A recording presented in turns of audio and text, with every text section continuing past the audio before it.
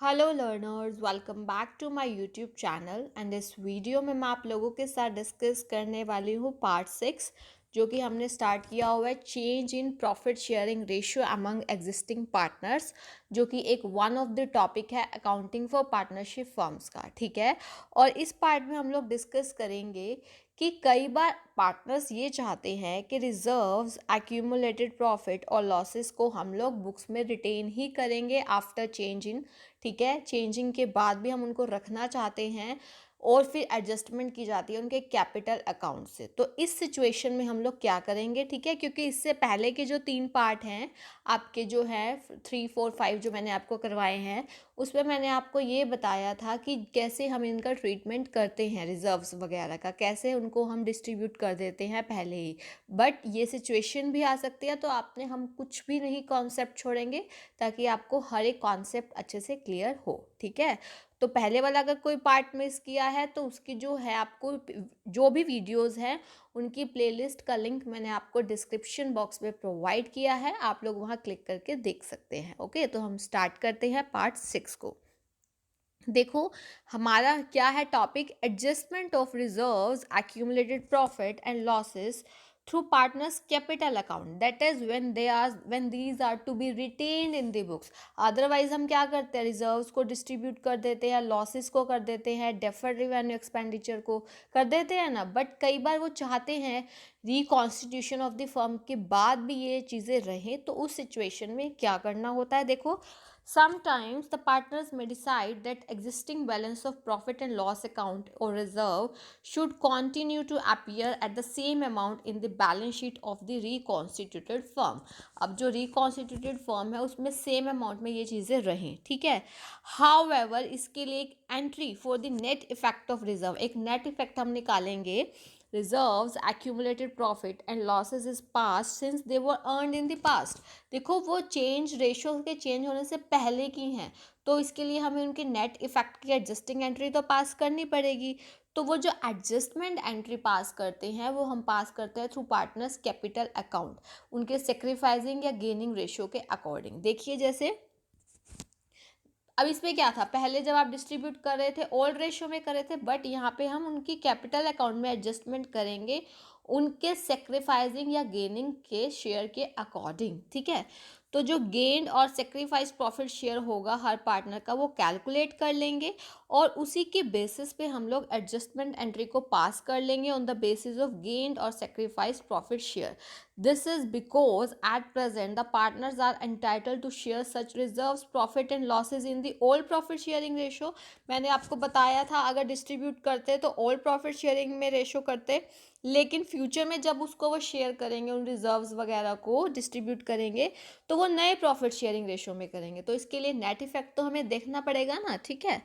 तो देखो, अब जब हमने एडजस्टमेंट एंट्री को पास करना है, उसके लिए एंट्री बनानी है, तो क्या क्या स्टेप्स फॉलो करोगे ताकि आपको कोई भी इस पर प्रॉब्लम ना हो। स्टेप 1 क्या है, आप देख लेंगे क्या नेट इफेक्ट है reserves, accumulated profit and losses का। उसके बाद हर पार्टनर का देखो, कोई गेन करेगा, कोई सेक्रीफाइस करेगा चेंजिंग की वजह से, तो हम उनका गेन और सेक्रीफाइस शेयर निकाल लेंगे। ठीक है। अब उसके बाद जो फिर कैलकुलेट करेंगे शेयर ऑफ गेनिंग पार्टनर और sacrificing partner in net accumulated profit, losses and reserves. तो गेनिंग पार्टनर के लिए क्या होगा, नेट इफेक्ट जो भी आएगा रिजर्व्स वगैरह का मल्टीप्लाई बाय उसका गेन प्रॉफिट शेयर, और सेक्रीफाइसिंग के लिए नेट इफेक्ट जो भी आएगा उसका सेक्रीफाइस प्रॉफिट शेयर। ठीक है। अभी मैं आपको इससे रिलेटेड एग्जांपल भी करवाऊंगी तो आपको और भी अच्छे से क्लियर हो जाएगा। और स्टेप 4 में आप लोग जो भी अभी हमने अमाउंट निकाला उसके लिए जर्नल एंट्री पास करेंगे।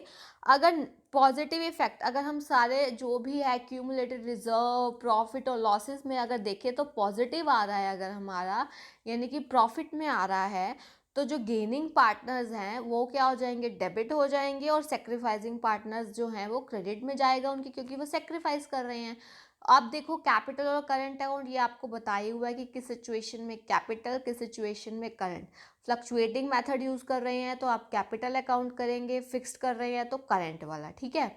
लेकिन कई बार जो इनका नेट इफेक्ट है हमारे रिजर्व्स का, एक्यूमुलेटेड प्रॉफिट लॉसेस को मिला के नेगेटिव में आएगा, तो एंट्री रिवर्स हो जाएगी, सेक्रीफाइसिंग का डेबिट हो जाएगा और गेंड का क्रेडिट हो जाएगा, रिवर्स हो जाएगी ना एंट्री, ठीक है। अब उसके बाद देखिए एक एग्जांपल करवाती हूँ ताकि आपको बहुत अच्छे से क्लियर हो जाए। देखिए, A, B and C are partners in a firm sharing profits in the ratio of 3:3:2। उनका ये रेशो है ओल्ड वाला, और फ्यूचर में उन्होंने डिसाइड किया वो इक्वली करेंगे with effect from 1 April 2020। On that date, उस डेट पर जनरल रिजर्व जो था उस पर क्रेडिट बैलेंस था 72,000 का। पॉजिटिव ही हो गया ना, ये चीज़ क्रेडिट बैलेंस है। तो उन्होंने instead of distributing the general reserve को डिस्ट्रीब्यूट करने की बजाय it was decided to record an adjustment entry, जो हमारा टॉपिक है इस वीडियो का, उन्होंने एडजस्टमेंट एंट्री के लिए बोला reflecting the change in the profit sharing ratio. तो आपको इसके लिए जर्नल एंट्री पास करनी है। तो सबसे फर्स्ट स्टेप मैंने आपको क्या बताया था कि नेट इफेक्ट देखिए। अब यहाँ तो आपको सिंपल जनरल रिजर्व का पॉजिटिव बैलेंस दिया हुआ है, ठीक है। अब आपको करना क्या है, आपको सेक्रीफाइसिंग और गेनिंग शेयर निकालना है हर पार्टनर का। तो अब आप देखिए ए के केस में पुराना शेयर कितना है, देखो आपको 3:3:2 था, तो ओल्ड शेयर ए का है 3/8, नया इक्वल है तो 1/3। अगर आप ओल्ड माइनस न्यू करते हैं तो आपके पास 1/24 आता है, जो कि पॉजिटिव है। और आपको मैंने बताया था अगर ओल्ड माइनस न्यू कर रहे हैं और वो पॉजिटिव में आ रहा है डिफरेंस, तो इसका मतलब सेक्रीफाइस है, क्योंकि ओल्ड रेशो ज़्यादा था उसका प्रॉफिट शेयरिंग, अब वाला कम है तभी तो पॉजिटिव आ रहा है, तो वो सेक्रीफाइस करेगा। अब देखिए बी का अगर आप लेस करते हैं तो उसका भी सेक्रीफाइस आ रहा है, ठीक है। सी का अगर आप करते हैं तो वो नेगेटिव में आ रहा है, नेगेटिव में आ रहा है इसका मतलब गेन है। अब ये तो आ गया, अब आप उनका जो है नेट इफेक्ट हमारा, यानी कि जो आपका क्या था 72,000 था जनरल रिजर्व, ए के लिए निकालिए सेक्रीफाइस कितना 1/24, तो ये 3,000 आ गया इसका।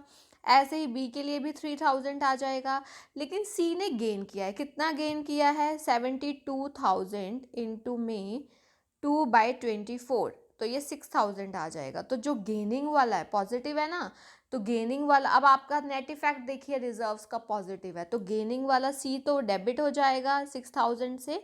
ए और बी का जो सेक्रीफाइस किया उन्होंने वो 3,000 इनका आ जाएगा नेट इफेक्ट का, ठीक है। तो ये आपको मैंने अच्छे से बताया कि कैसे एडजस्टमेंट एंट्री पास करनी है। Okay, thank you so much. और सब्सक्राइब नहीं किया है then do subscribe. Thank you so much, keep learning, keep sharing.